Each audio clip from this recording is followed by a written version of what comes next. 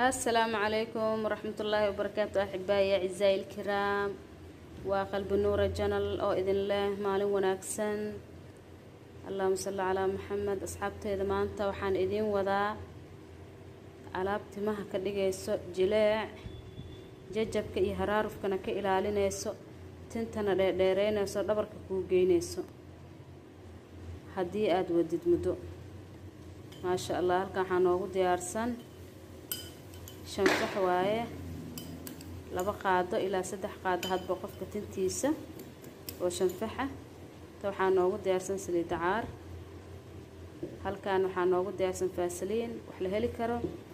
iyo glass biyo ah marka asxaabay waxaan sameeyay rabnaa duu ilaa ira glasskan biyaha iyo shanfaxdan ayaan isku soo karkarsaneynaa ilaa shanfaxda waxaan ka rabnaa inuu jeelka nooga soo baxo insha Allah asxaabteeda qaaliga waa tan shanfaxdii waan soo karkariyay waa diyaar jeelka rabnaa inaan kala baxno halkaan waxaan noogu diyaarsan hal qaado oo faasaliin ah waxaan ku darsaneynaa hal qaado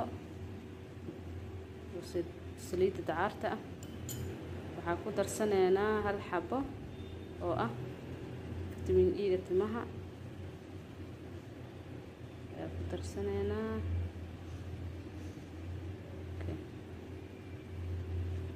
hadba tintaada ku xiran tahay 2 qaado hal qaado wixii ku anfacaya marka waxaan rabnaa hadda inaan miirano